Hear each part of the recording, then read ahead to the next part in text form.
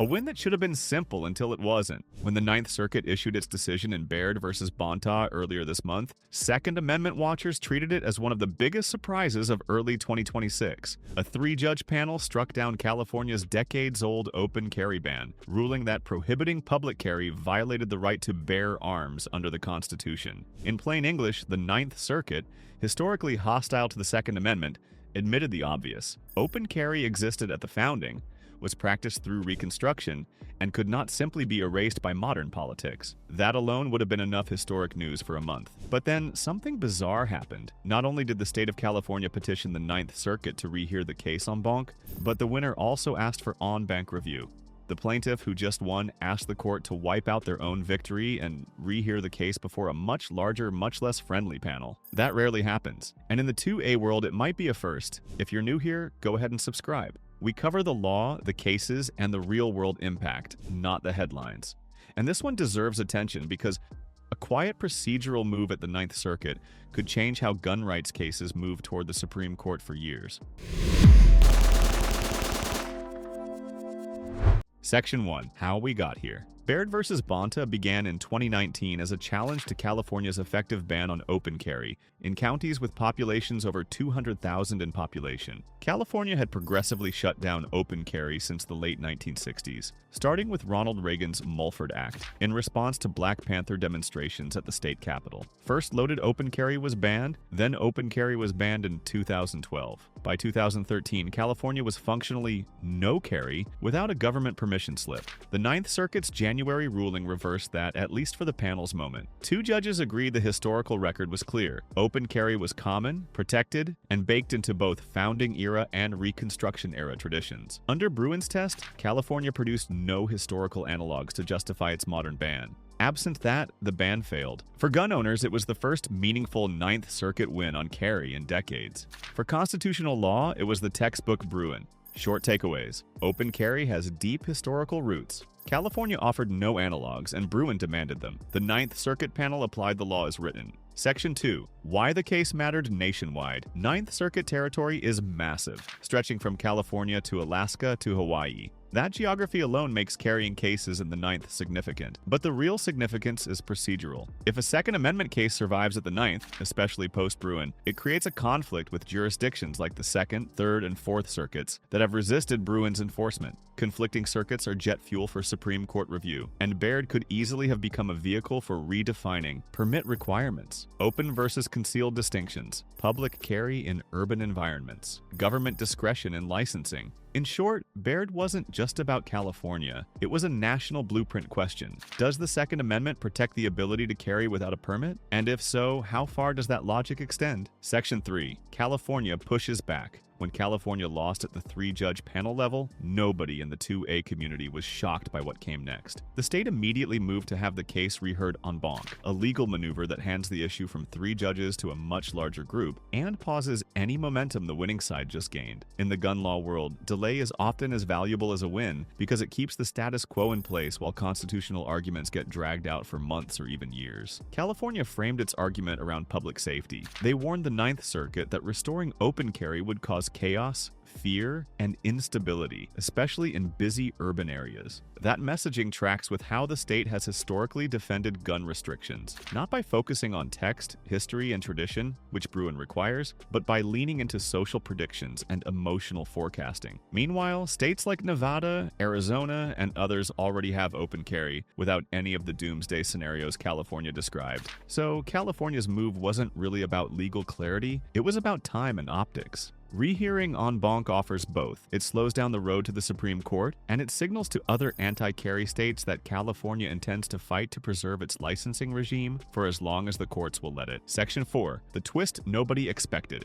The shock came from the other side. The plaintiff, the winner, also petitioned for rehearing en banc. That raised immediate questions. Why would you ask a hostile court to erase your win? Their reasoning? The panel acknowledged the unconstitutional ban on open carry, but sidestepped whether a permit requirement itself violates the Second Amendment. The plaintiff wants a broader ruling, not just permit required but allowed, but permit itself unconstitutional. In pure constitutional theory, that's correct. The founders didn't obtain government permission slips to exercise enumerated rights. No one applies for a permit to speak, print, worship, or petition. The parallel they drew, you cannot ban speech, then offer discretionary permits as an excuse to avoid First Amendment scrutiny. From a rights-based perspective, compelling. From a Ninth Circuit tactical perspective, dangerous. Section 5. Why this move is risky. Historically, Second Amendment cases die en banc at the ninth. Full stop. It has never been friendly territory, even with a shifting judiciary. Asking for en banc voluntarily gives the court two gifts. Time delay protects California policy. Forum, rehearing gives the ninth a platform to narrow, reverse, or reframe Bruen. And in the hands of the ninth, reframing is the real threat. Courts hostile to Bruen have openly experimented with ways to narrow its reach. Converting a clean win into a doctrinal experiment could actually make the law worse for nationwide carry litigation. There's another layer. Procedurally, a clean panel victory heading to the Supreme Court is far easier to defend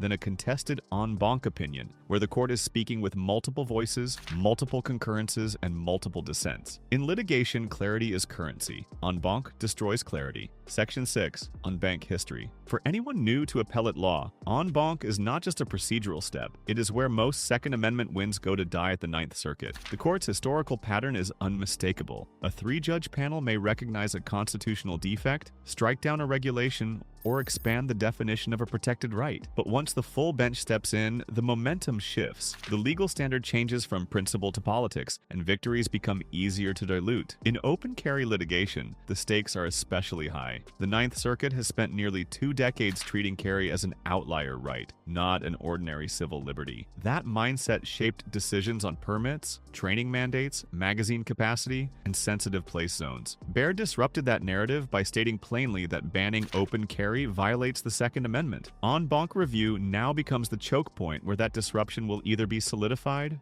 or undone. Key takeaways. En banc review is historically hostile toward 2A cases. Baird forces the Ninth Circuit to confront carry as a constitutional right, not a policy choice. This phase decides whether the win becomes precedent or is erased. Section 7. Permits versus rights. At the center of the plaintiff's petition is a deceptively simple question. Does a right require permission? For decades, California structured firearms policy around the assumption that permission and regulation define the boundary of acceptable ownership. Bruen changed that. Bruen held that the burden shifts back to the state, not the citizen, to justify any restriction using history and tradition, not sociology or speculation. The Baird panel opinion acknowledged open carry as part of the Second Amendment's text and history, but the plaintiffs want more than recognition. They want the court to acknowledge that even permit-based carry transforms a right into a privilege, because no other constitutional right requires government approval before exercise. No permit for speech, no permit for worship, no permit before possessing a newspaper or using the internet. The comparison is not rhetoric. It is a structural argument that goes to how democracy defines civil liberties. Key takeaways. The plaintiffs are not just defending open carry, they're challenging the entire permit philosophy.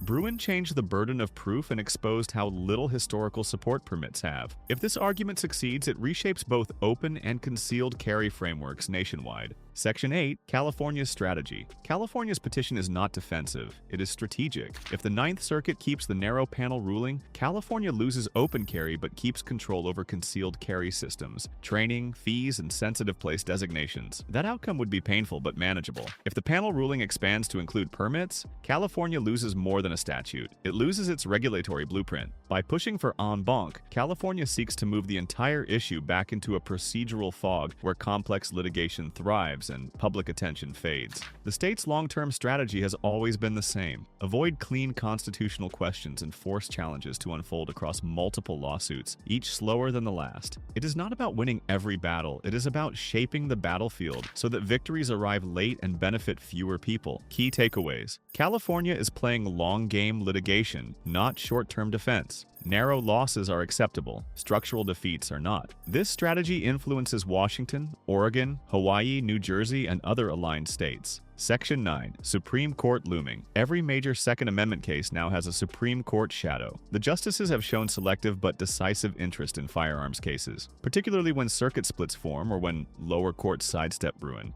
But the court prefers clean vehicles cases with clear facts, a clean procedural posture, and narrow constitutional questions. Baird could become the first pure open carry case to reach Washington, but the plaintiff's petition accelerates that possibility at a moment when the record may not be fully developed. That creates tension between winning fast and winning well. A premature vehicle risks muddying the carry question, confusing history analysis, or prompting a narrow Supreme Court opinion when a broad one might have been possible with more time. Key takeaways. The Supreme Court is watching, even if indirectly. Clean vehicles matter more than urgent vehicles. A rushed appeal could create a weaker nationwide precedent. Section 10. What comes next? Both petitions now sit before a court that knows how much national attention surrounds open carry. They can deny both petitions and keep the panel win intact. They can grant California's petition and narrow the ruling. They can grant the plaintiff's petition and escalate the permit challenge. Or they can grant both and reshape the entire case into something broader than anyone expected. No matter which path they choose, Baird has already forced a shift. It dragged open carry out of the shadows of concealed carry litigation